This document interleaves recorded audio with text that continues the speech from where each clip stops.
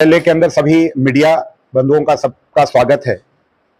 हम साथियों कई दिनों से देख रहे हैं 9 जून के बाद से ही एक जम्मू की सड़कों पर एक बहुत बड़ा आंदोलन के रूप में प्रदर्शन कई जगहों पर देखने को मिल रहे हैं। हर चौक चौराहे के अंदर, हर ब्लॉक लेवल पर भारतीय जनता पार्टी युवा मोर्चा प्रदर्शन कर रहा है, एस्पिरेंट्स के साथ मिलकर के, आम समाज के साथ मिलकर के।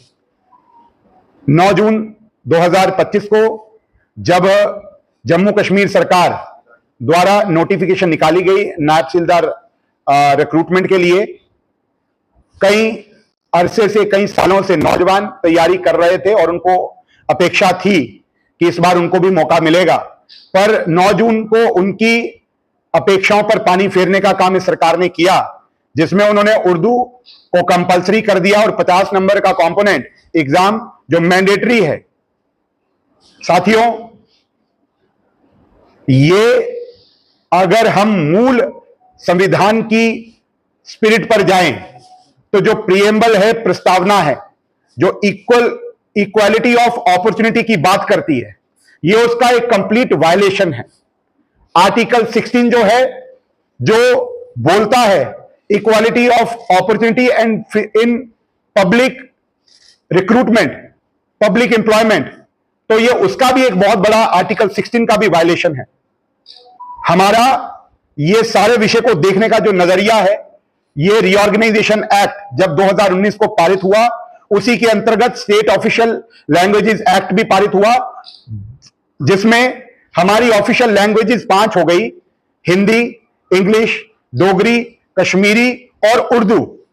और 2011 के सेंसस की बात करें, जिसमें यह निकाला गया कि सबसे ज्यादा बोले जाने वाली भाषा जो है कश्मीरी है, नंबर 2 पर बोले जाने वाली भाषा जो है वो डोगरी है, और नंबर 3 पर बोले जाने वाली भाषा हिंदी है, और बाकी सारी भाषाएं हैं।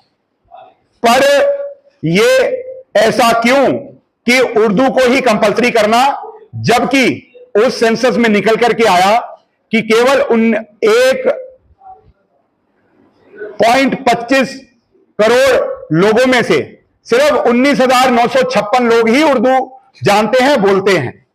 और ये अगर पूरी परसेंटेज का अगर हम निकालें तो 0.0167% ये नंबर है। पर ऐसा क्यों कि उर्दू को कंपलसरी किया जाए? ये एक बहुत बड़ी साजिश है और जो समझ में आती है नौजवानों को, क्योंकि नेशनल कॉन्फ्रेंस की सरकार 2008 के अंदर अगर हम देखें तो 2008 के बाद जब बनी, नायब तहसीलदार की भर्तियां हुई और उसमें 29 सिलेक्टेड कैंडिडेट जो जम्मू के थे, उनकी मेरिट लिस्ट आने के बाद उनकी ज्वाइनिंग नहीं करवाई गई, इस आधार के ऊपर कि इन्होंने 10th में उर्दू नहीं पढ़ा।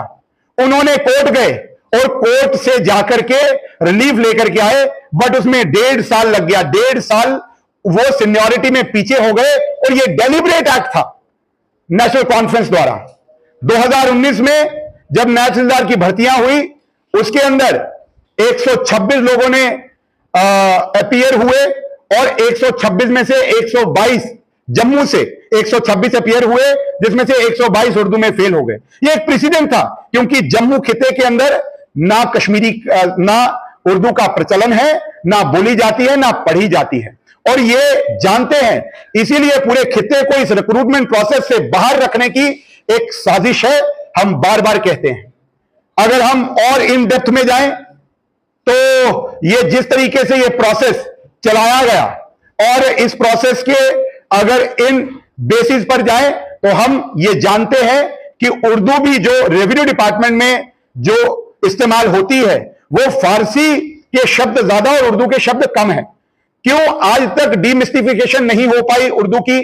अगर एडमिनिस्ट्रेशन ने यह डिसीजन लिया कि डीमिस्टिफाई होनी चाहिए जो शब्दावली है, जैसे मैं आपको एग्जांपल दूं कि उर्दू में बेटे को बेटा बोलते हैं, बेटे को बेटा लिखा जाता है, पत्नी को पत्नी ही लिखा जाता है, पर फारसी के जब शब्द लगते हैं तो पत्नी जोजा हो जाती है, बेटा पिस्र हो जाता है।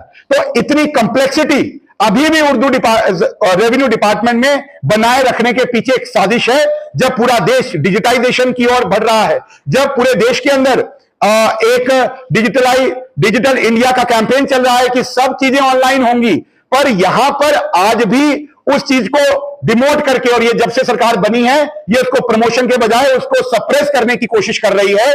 ये हमारा आरोप भी है और हम इसको प्रूव भी करेंगे। इससे एक स्पष्ट एक जो इनका थॉट प्रोसेस है, उनका जहनियत है, वो लोगों के सामने है। और मेरा आरोप है कि ये इसको कॉम्प्लेक्स रखने के पीछे एक कारण है कि इससे करप्शन को और भ्रष्टाचार को बढ़ावा मिलता है, और ये कभी नहीं चाहते कि ये प्रोसेस कभी भी स्मूथ हो और भ्रष्टाचार से रहित हो। ये भ्रष्टाचार को प्रमोट करने के लिए ये सब चीजों को इस तरीके से ही एक मोनोपोलाइज्ड वे में इस उर्दू को कंपलसरी करके इस एग्जाम में एक पूरे खिते को इस रिक्रूटमेंट से बाहर करना चाहते हैं। और उसके साथ साथ एक सेपरेटिज्म की जो फीलिंग है, जो अलगाववाद का विचार है, ये उर्दू के माध्यम से इस डिपार्टमेंट के अंदर उसको प्रमोट किया जाता है। जबकि पूरा देश एक तो की बात करता है, संविधान सबके लिए बराबर है, पर यहां पर उसको तरोड़ना मरोड़ना उस विचार को पोषित करने की बात है जो अलगाव के विचार हैं। यह सरकार की मंशा है, यह सरकार का सीधा सीधा रुख है इस एग्जाम के माध्यम से। उसमें उर्दू को कंपलसरी करके ये हमको दिखाते हैं।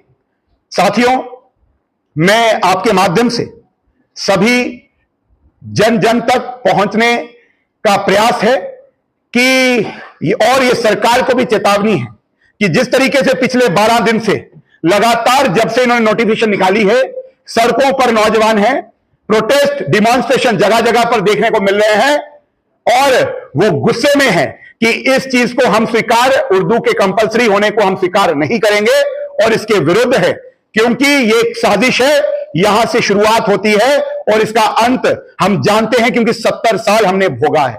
तो हम इसको कभी भी स्वीकार नहीं करेंगे।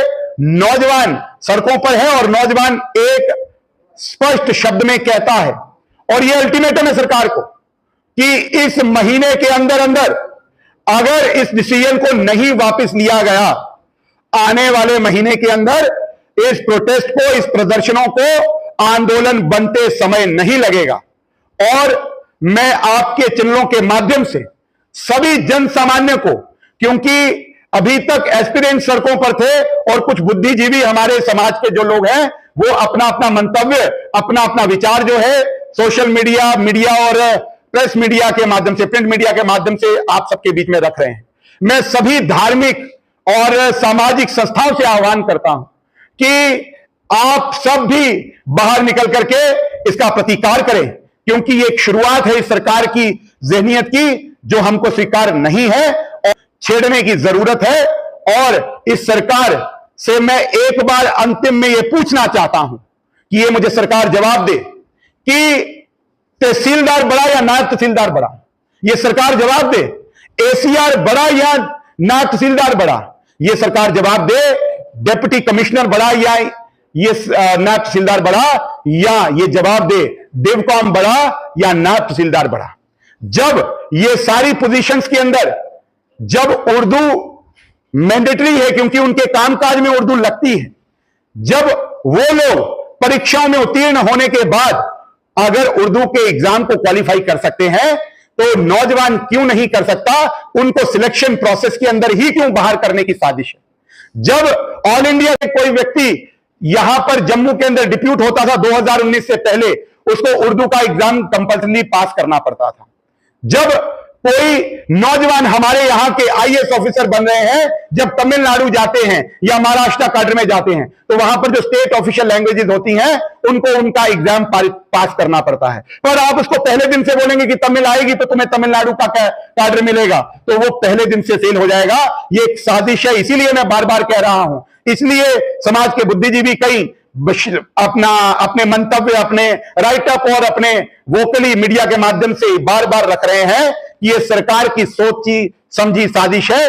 जब तहसीलदार जो है उसको उर्दू नहीं चाहिए केएस एग्जाम के लिए, जम्मू कश्मीर एडमिनिस्ट्रेटिव सर्विसेज के लिए, जब डीसी को नहीं चाहिए, एसीआर लगाने के लिए उर्दू कंपल्सरी नहीं है, डिवकॉम जो एपिलेट अथॉरिटी है अंडर लैंड रेवेन्यू एक्ट, जो सब लैंड रेवेन्यू के केसेस सुनता है और उसके ऊपर आदेश देता है, एसीआर सुनता है और उस पर आदेश देता है, जब उसके लिए उर्दू कंपलसरी नहीं है तो नायब तहसीलदार के लिए क्यों कंपलसरी है? ये एक बहुत बड़ा आरोप है इस सरकार के ऊपर और इस सरकार को इस पर जवाब देना पड़ेगा।